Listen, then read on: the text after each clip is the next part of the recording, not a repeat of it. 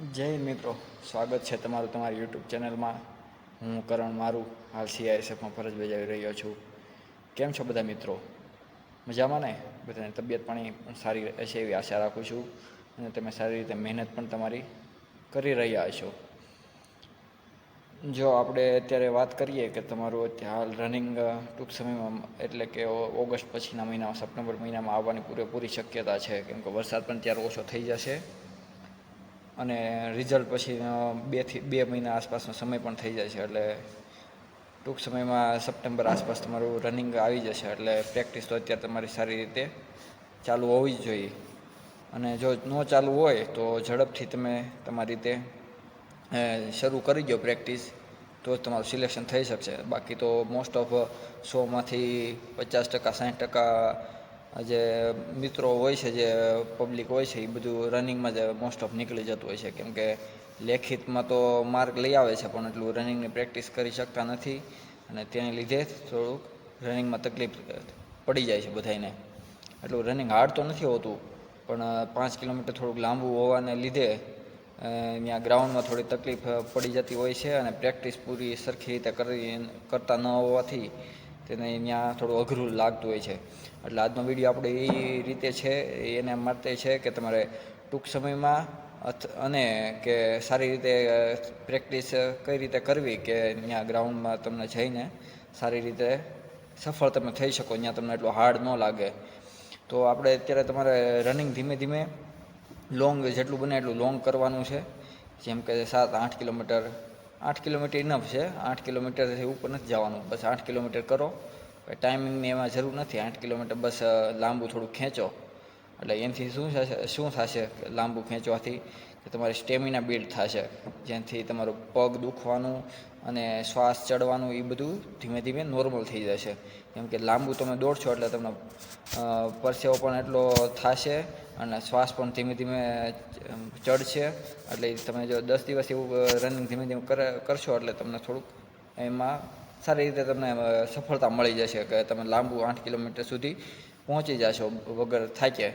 પછી જેમ જેમ તમે 8 કિલોમીટર એવી રીતે 7-8 કિલોમીટર ખેંચી શકો છો, ભાઈ હું 7-8 કિલોમીટર આરામથી દોડી શકું છું, પછી તમારે થોડુંક ટાઈમિંગ ઉપર ધ્યાન દેવાનું છે, કે ટાઈમિંગ કઈ રીતે આપણે 5 કિલોમીટરનું 24ની અંદર લાવવું.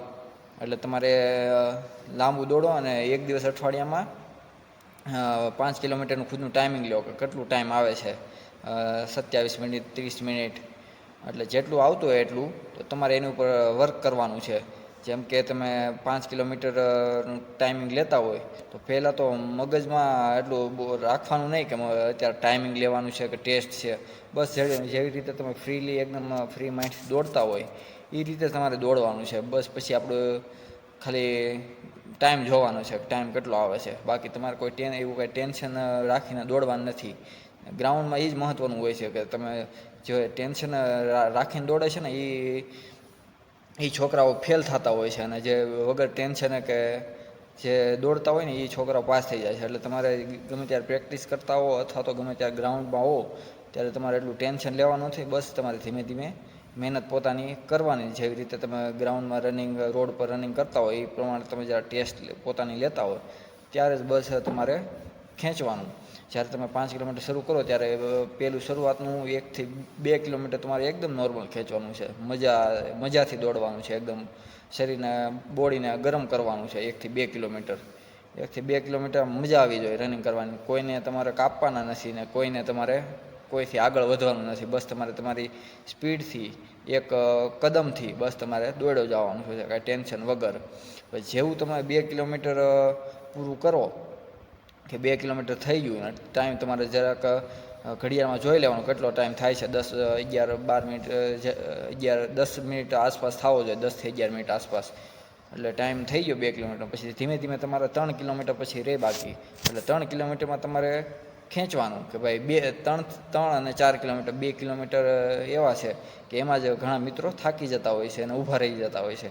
એટલે તમારે 3થી 4 ત્રીજું અને ચોથું કિલોમીટર બંને તમારે ધીમે ધીમે લોંગ સ્ટેપ રાખવાના છે. સ્પીડ નથી વધારવાની, બસ લાંબા સ્ટેપથી શ્વાસ લાંબો લ્યો અને પગના ડગલા લાંબા લાંબા મારો.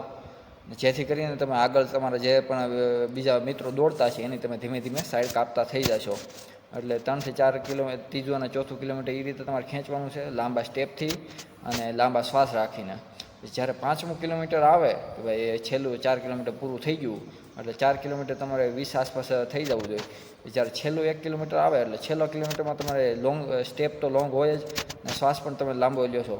પછી 1 કિલોમીટરમાં તમારે ધીમે ધીમે સ્પીડ, થોડુંક હાથની મૂવમેન્ટ વધારી દેવાની અને થોડુંક સ્પીડ ધ્યાન દેવાનું કે મારી સ્પીડ ઓછી છે તો ધીમે ધીમે સ્પીડ ઉપર ખેંચવાનું. ને જેવું તમે સ્પીડ ઉપર ખેંચશો એટલે જેવું 500 મીટર રહે એટલે મોઢું તમે જે બંધ રાખીને દોડતા હોય તો મોઢું ખોલી નાખવાનું અને મોઢાથી શ્વાસ પૂરેપૂરો બહાર કાઢવાનો અને અંદર લેવાનો, જેથી કરીને તમને જે શ્વાસ ચડેલો છે એ નોર્મલ થઈ જશે.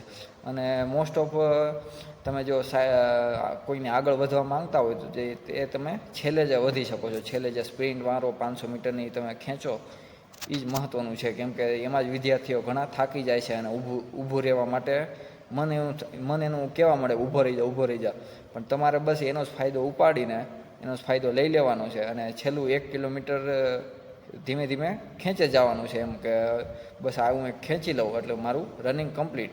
ને એકવાર તમે રનિંગ કમ્પ્લીટ કરી નાખશો એટલે તમારા માર્ક જે તમે લેખિતમાં લાવ્યા છો ને એ તમારે સફળ થઈ જાય છે.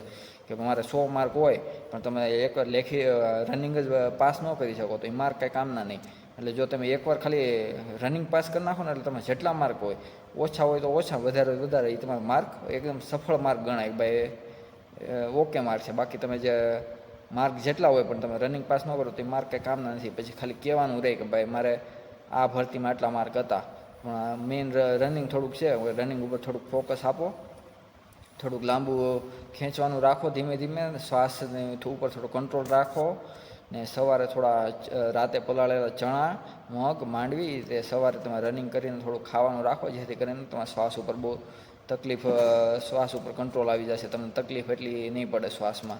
ને જ્યારે તમે ગ્રાઉન્ડમાં જાઓ છો ત્યારે તમને બહુ ટેન્શન નહીં લેવાનું, કેમ કે ટેન્શન લ્યો ને તમે માઇન્ડ ઉપર વધારે પ્રેશર પડે, જેને લીધે તમે જો ઘરે સારી રીતે પૂરું કરી શકતા હો પણ ત્યાં જઈને તમે ન કરી શકો. એટલે તમારે ધીમે ધીમે એની ટેવ પાડવાની છે કે ગ્રાઉન્ડ ઉપર જઈને એકદમ નોર્મલ રહેવાનું, કેમ કે તમે પ્રેક્ટિસ કરેલી છે તો તમારે કાંઈ ચિંતા કરવાની જરૂર નથી.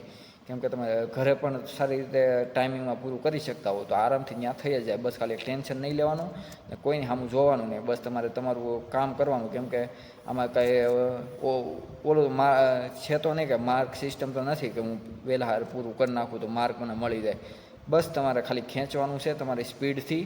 તમને ખબર હોવી જોઈએ કે આ સ્પીડથી દોડીશ તો મારે પૂરું થઈ જશે, એટલે બસ તમારે પોતાની સ્પીડથી ખેંચવાનું, બાકી કાંઈ ટેન્શન નહીં રાખવાનું કે મારું આ ટેન્શન મગજમાં છે કે બીજું કાંઈ ટેન્શન છે કાંઈ રનિંગમાં કેમ થશે એવું કાંઈ ટેન્શન નહીં રાખવાનું. બસ તમારે ધીમે ધીમે પોતાનું જે રીતે ઘરે પ્રેક્ટિસ કરતા હોય એ રીતે જ બસ તમે જ્યારે ટેસ્ટ આપો ત્યારે ખેંચવાનું, બાકી કાંઈ ટેન્શન નહીં લેવાનું. કેમ કે ટેન્શન લેશો ને તો રનિંગ તમારું નહીં થઈ શકે, સારું તમે જેટલું પરફોર્મન્સ નહીં આપી શકો.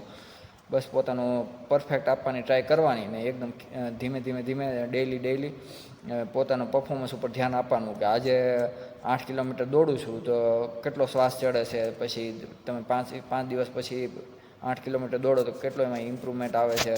થોડુંક ખાવામાં પણ ધ્યાન રાખો, કેમ કે ખાવાનું મેઇન વસ્તુ છે કે તમારું રનિંગ ઉપર અથવા તો તમે જે એથ્લેટિકવાળા જે વ્યક્તિ સ્પોર્ટમેન હોય છે તે ખાવા ઉપર જેટલું વર્કઆઉટ ઉપર ધ્યાન દેતા હોય એટલું જ ખાવા ઉપર પણ ધ્યાન દેતા હોય છે.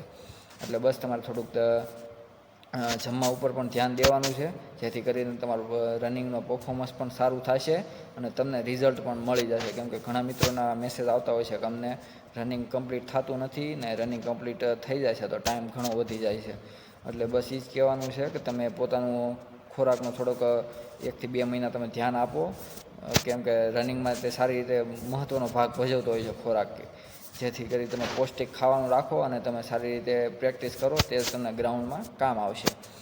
બસ તો આજનો વિડીયો એટલું જ રાખીએ ને થોડુંક એક્સરસાઇઝ પણ કરવાની રાખો, જેથી કરીને તમે એક્સરસાઇઝ કરશો તો તમને બીજા દિવસ માટે રનિંગ માટે પ્રિપેર થઈ જશો કે તમને થોડુંક પગનો દુખાવો, કેમ કે લાંબુ દોડો તો એમાં થોડુંક પગનો દુખાવો પણ તમને વધારે થાય, સીન પેન થાય છે અથવા તો નસ વસ ખેંચાઈ જાય, તો તમે થોડુંક સ્ટ્રેચિંગ કરવાનું રાખો, એક્સરસાઇઝ કરવાનું રાખો ને થોડુંક સીટઅપ મારવાનું રાખો. સીટઅપ મારવાથી પેટની જે હોય છે પેટના મસલ્સ એ મજબૂત થાય છે અને તમે લોંગ રનિંગમાં જે પેટમાં દુખાવો થાય છે તે થતો નથી.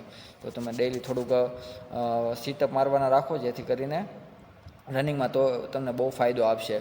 તો આગળનો વિડીયો તમે મેસેજ કરજો કે શેની ઉપર તમને તકલીફ થાય છે, તો એનો આગળનો વિડીયો આપણે તમે જે મેસેજ કરશો એની ઉપર લાવશું. તો આશા રાખું છું કે તમે સારી રીતે મહેનત કરતા રહેજો, અથવા તો તમને જો કાંઈ તકલીફ પડતી હોય તો મને મેસેજ વોટ્સઅપમાં કરજો, તો આપણે આગળ તમને એની રીતે માહિતી આપશું. તો ચાલો આગળના વિડીયોમાં મળીએ. જય હિન્દ.